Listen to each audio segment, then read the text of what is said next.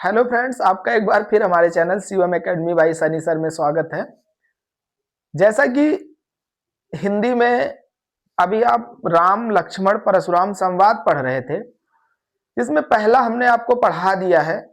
Syllabus में आपके 3 हैं और उसका दूसरा ये हमने लिखा हुआ है। भूमिका आपको पता है कि इसमें भगवान राम धनुष तोड़ चुके हैं, लक्ष्मण जी मोर्चा संभाल लिए हैं, भगवान राम इस समय साइड हैं और परशुराम जी काफी गुस्से में। दोनों लोगों की बहस चल रही है, मतलब दोनों लोग वीर रस और रौद्र रस में बातें कर रहे हैं। भगवान राम मूर्ति स्वरूप स्वयं को शांत रस में स्थापित किए हुए हैं और समस्त वहां के राजा महाराजा मूक दर्शक बने हुए हैं।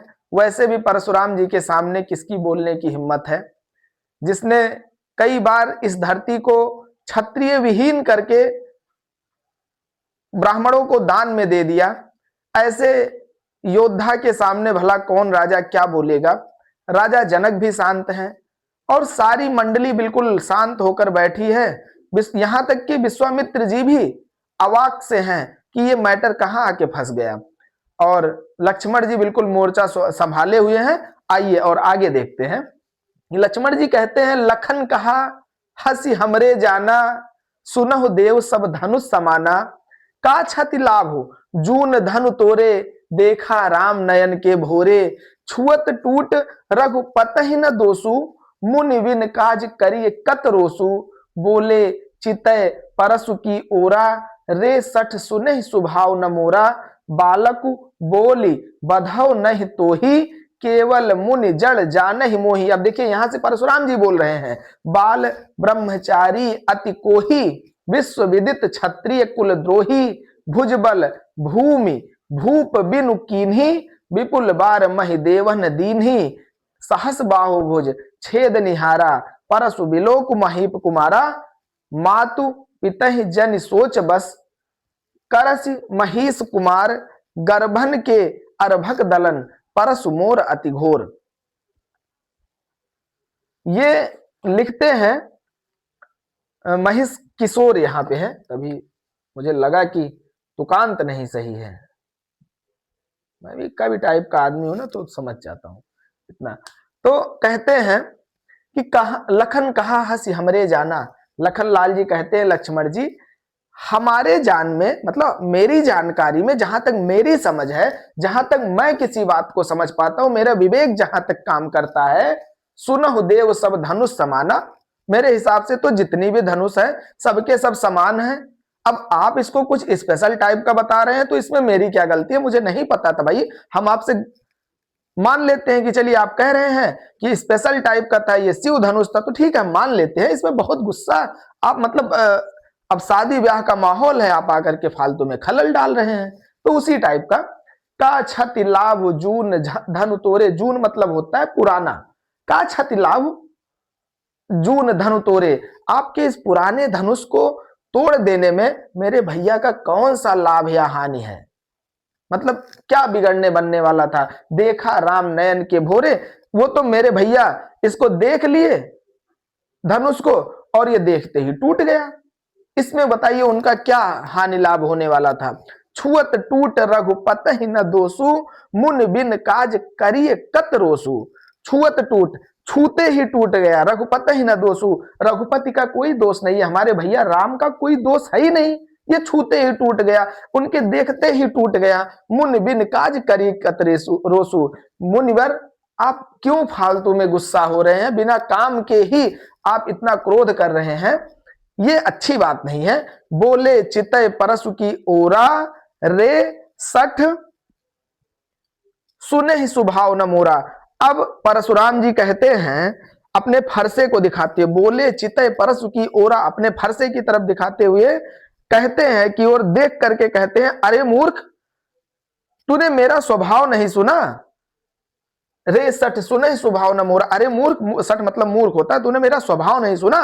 बालक बोली बधौ नहीं तो ही, केवल मुनि जड़ जान ही मोही। कह रहे हैं कि बालक जान करके सिर्फ मैंने तेरा वध नहीं किया है, और इस बात को केवल मुनि जड़ जान ही मोही, और कह रहे हैं कि मैं तुझे सिर्फ बालक समझकर नहीं मार रहा हूं, केवल मुनि विश्वामित्र ही मुझे जड़ समझ रहे हैं। मतलब यहां ये जो विश्वामित्र जी बैठे हुए हैं, ये भी कुछ नहीं तुझे बोल रहे हैं, कुछ टोक नहीं रहे हैं, ये भी मुझे मूर्ख समझ रहे हैं, कि उन्हें लगता है कि परशुराम बहुत सीधा साधा हो गया है, लेकिन वो भी इस बात को तुझे नहीं समझा रहे हैं। अभी वो उनका कहने का मतलब था कि उनको तो रोकना चाहिए, बाल ब्रह्मचारी। अब वो नहीं रोकते तो तू मेरी पहचान खुद ही जान ले कि मैं आखिर में हूं क्या। बाल ब्रह्मचारी अति कोही, विश्व विदित क्षत्रिय कुलद्रोही। मैं बाल ब्रह्मचारी हूं और अत्यंत क्रोधी हूं, विश्व विदित क्षत्रिय कुलद्रोही। पूरी दुनिया जानती है, पूरी दुनिया इस बात को जानती है कि मैं क्षत्रिय कुल का दोषी हूं। मैंने क्षत्रियों को बहुत बार इस धरती से मिटा दिया है। भुजबल भूमि भूप बिनु कीन्ही, विपुल बार महिदेवन दीन्ही। कह रहे हैं मैंने अपनी भुज बल से, अपने शौर्य से, अपने पराक्रम से इस भूमि को कई बार क्षत्रिय विहीन करके विपुल बार महिदेवन दीनी, मैंने बहुत बार, एक बार नहीं, विपुल माने अनेकों बार मैंने इसे ब्राह्मणों को दान कर दिया है। इसको क्षत्रिय विहीन करके अपने शौर्य के दम पर दान कर दिया है। सहस बाहु भुज छेदनिहारा, परशु बिलोक महीप कुमारा। कह रहे हैं कि तू ये जो फरसा देख रहा है ना, इस मेरे फरसे को देख, जिसने सहस्त्र बाहु की भुजाएं काटी हैं, मतलब उसके 1000 भुजाएं थी। पिछले में भी सहस्त्र बाहु की कहानी हमने आपको बता दी थी कि मैंने उसकी भुजाएं काट डाली थी। परशु बिलोक महीप कुमारा, इसको तू देख, राजा के लड़के, तुझे लगता है ना कि ये बहुत हल्का मैटर है, मैं बहुत कोई नॉर्मल सा आदमी हूं, ऐसा नहीं है। तो इस फरसे को देख, इसी से मैंने सहस्त्रबाहु के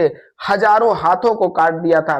और आगे कहते हैं मातु पिता जन सोच बस, करसी महिष किशोर, गर्भन के अरभक दलन, परसु मोर अति घोर। कहते हैं वो अगले लाइन में कि यह मतलब ये जो हमारा मैटर है ना, मतलब मैं बहुत भयंकर आदमी, ये जो फरसा है ना, ये बहुत ऐसा कोई सामान्य फरसा नहीं है, ये बहुत ही भयंकर है।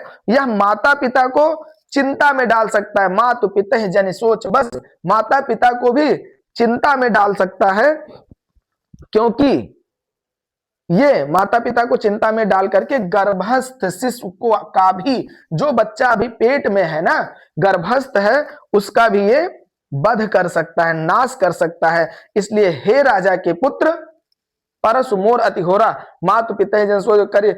इसलिए हे राजा के पुत्र, मतलब लक्ष्मण जी को कहते हैं, तुम अपने माता पिता को चिंता में मत डालो, क्योंकि मैं इस फरसे से सहस्त्रबाहु की भुजाओं को हमने काटा है, और अगर मैं अपने पर आ जाऊं तो गर्भस्थ शिशु को भी मार करके माता पिता को चिंता में डाल सकता हूं। इसलिए हे राजा के पुत्र अर्थात लक्ष्मण, तू अपनी माता पिता को मुझसे उलझ कर अपना वध करवा करके सोच में मत डाल। इस प्रकार से इसका भी अर्थ आपको समझ में आ गया होगा, हमने अक्षरशः बता दिया है। अगर कहीं कोई दिक्कत होती है तो आप या तो किताब का सहारा ले लीजिए, या एक बार मुझे कमेंट सेक्शन में लिख दीजिएगा, तो मैं और भी, वैसे हमने इस बात को जितना हो सकता था उतने डिटेल में बता दिया। धन्यवाद।